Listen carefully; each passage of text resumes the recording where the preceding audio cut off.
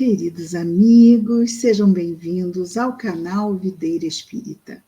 Meu nome é Cristina Brito, este é o programa Projeto 15 Minutos, o Livro dos Espíritos. Aqui, diariamente, estudamos por mais ou menos 15 minutos o primeiro livro da codificação espírita, realizada por Allan Kardec, o Livro dos Espíritos. Estamos no livro segundo da obra, que trata do mundo espiritual ou mundo dos espíritos. É composto por 11 capítulos e atualmente estamos no capítulo 6, que fala da vida espiritual. Dentro do capítulo 6, nós temos um subitem, que é o ensaio teórico sobre a sensação dos espíritos. É a questão 257. E hoje já estamos na terceira parte desse ensaio teórico. E nós estávamos vendo ontem que pode-se dar uma repercussão, às vezes pode acontecer, e aqui eles falavam do caso de um suicida que sentia os vermes a consumirem, sentia dores, como se estivesse sentindo os vermes consumindo o seu corpo físico. E aí, então, Kardec está aqui colocando o seguinte, ainda sobre o que vimos ontem, ok? Era antes a visão do que se passava com o corpo, ao qual o perispírito ainda continuava ligado. No caso do suicida, ainda temos certas ligações fluídicas, não é? O que lhe causava a ilusão que ele tomava por realidade. Assim, agora já a parte de hoje. Assim, não se tratava de uma vaga lembrança, já que em vida ele não fora roído pelos vermes. Era uma sensação atual. Então, antes ele trata, por exemplo, espíritos que sentem frio, fome, e que efetivamente o corpo espiritual não vai sentir frio e fome, mas se eles continuarem com o pensamento materializado, vão ter as reminiscências. Por quê? Porque já sentiram frio, já sentiram fome, já sentiram calor. Mas neste caso aqui, o que acontece? Não é um caso de reminiscência. Realmente o suicida vai sentir essas repercussões no corpo espiritual porque ainda se acha ligado o seu corpo espiritual ao seu corpo físico, não é? Porque não havia ainda terminado o período da sua encarnação. Então havia ainda ali, essa ligação ainda era forte entre o perispírito, o corpo espiritual e o corpo físico. Então, assim não se tratava de uma vaga lembrança, diz Kardec, já que em vida ele não fora roído pelos vermes. Era uma sensação atual. Isso mostra que deduções se podem tirar dos fatos. Isso mostra que deduções se podem tirar dos fatos quando atentamente observados.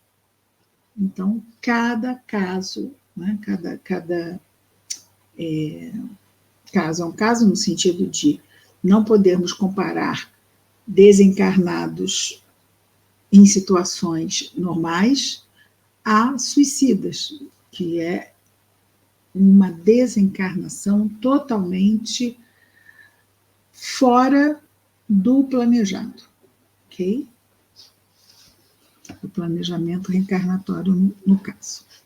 Continua o nosso codificador dizendo-nos assim: durante a vida, o corpo recebe as impressões exteriores e as transmite ao espírito por intermédio do perispírito, né, intermediário entre o corpo e o espírito, que constitui provavelmente o que se chama de fluido nervoso.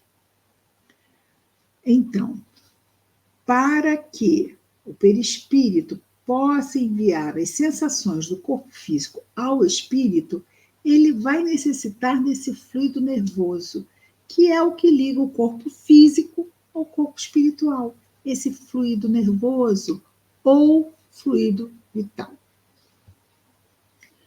Uma vez morto, o corpo nada mais sente, visto não haver nele espírito. não haver mais nele o espírito, nem perispírito, porque está desligado pela desencarnação. Desprendido o corpo, o perispírito experimenta a sensação, mas, como já não lhe chega por um conduto limitado, torna-se geral, ou seja, as sensações que o desencarnado passa a ter não é mais como era no corpo físico, que é a visão através do olho, a audição através do ouvido. Então, ele passa a ver, passa a ouvir e a perceber de uma forma geral e não mais por um órgão específico.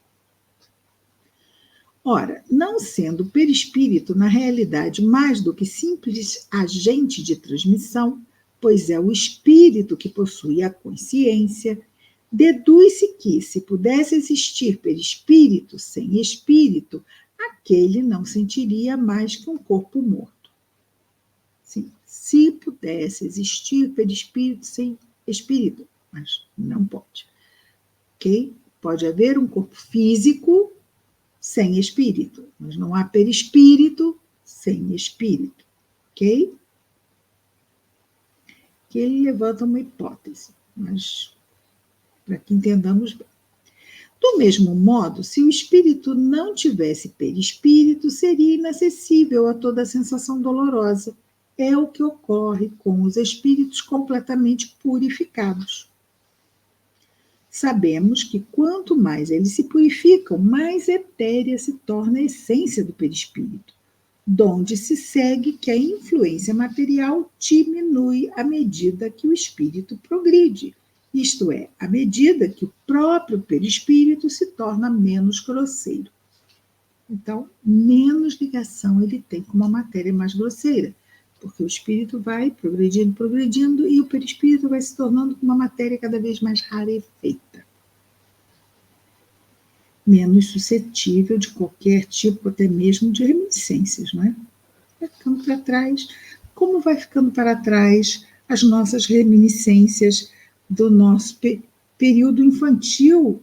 E vamos pensar, eu ainda lembro, quando eu tinha 4 anos, 3, 2, mas mais infantil, quando éramos bebê de berço, né? Bem pequenininhos, e ficando reminiscências que nem fazemos questão de acessar. Porque vamos trazer o quê? Né?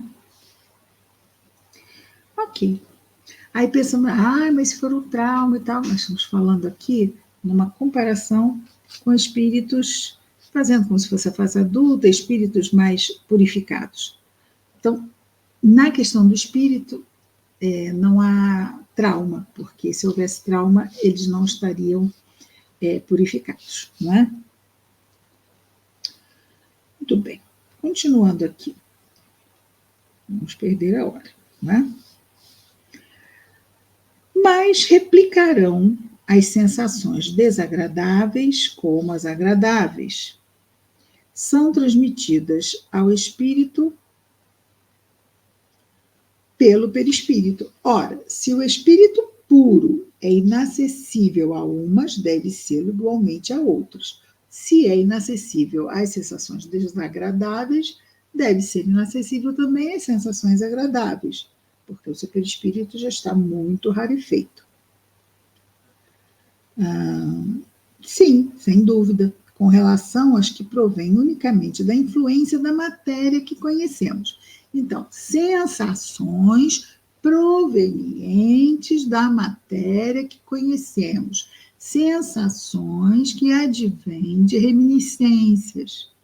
Então, já ficam muito longe de serem acessadas porque estão muito distante da matéria, pela própria progressão moral que apresentam.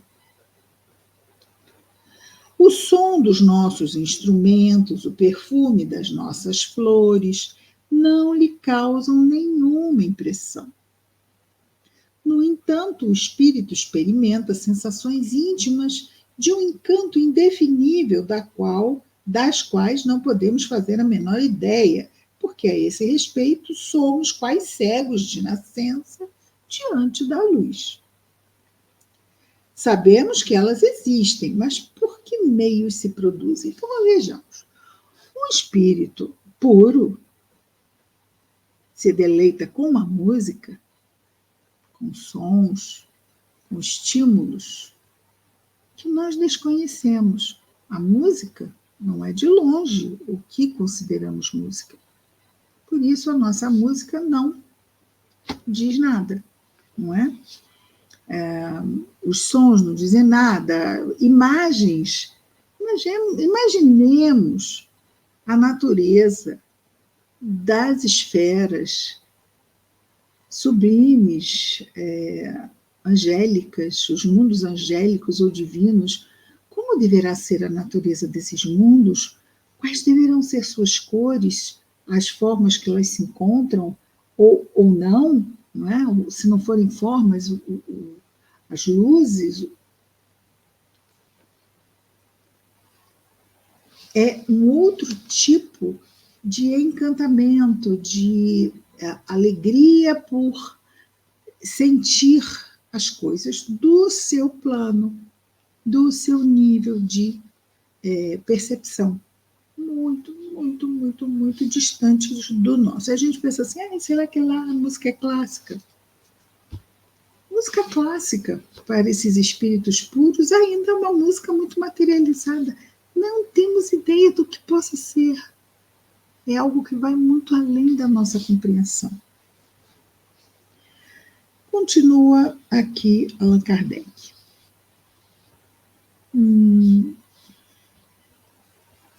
Nós vamos. No entanto, o espírito experimenta sensações íntimas, somos cegos. Muito bem, terminamos essa frase. Sabemos que elas existem por como se produzem. Aí se detém a nossa ciência. Sabemos que no espírito há percepção, sensação, audição, visão, que essas faculdades são atributos de todo ser, e não como no homem, ou seja, como no ser humano, como no encarnado, de uma parte do ser. Então, os espíritos percebem num todo, de forma geral, e não nós, como nós, numa determinada parte da nossa sensação. Então, se nos encantamos com uma visão, esta visão chega através dos nossos olhos. É isso que ele está aqui reforçando, porque isso já foi dito.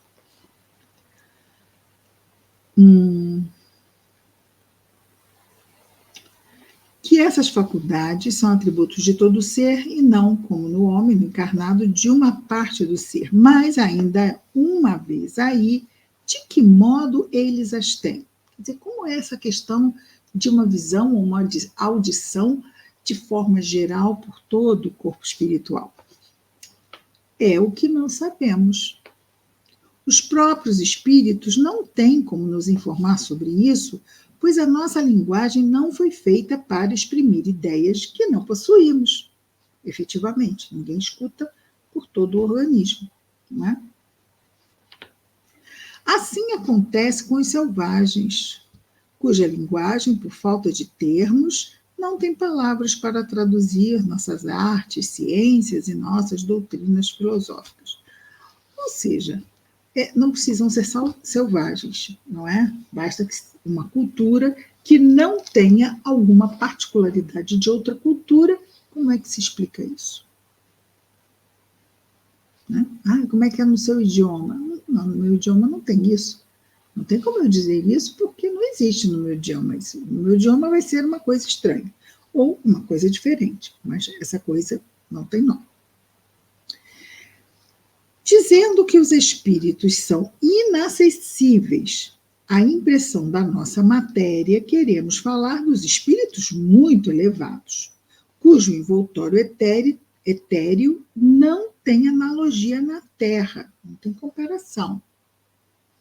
Opa, não vou começar esta frase. Não, porque estas frases têm que ser vistas com calma, já que estamos falando de percepções de encarnados e nós estamos encarnados. E ainda tem as percepções dos encarnados mais materializados e as percepções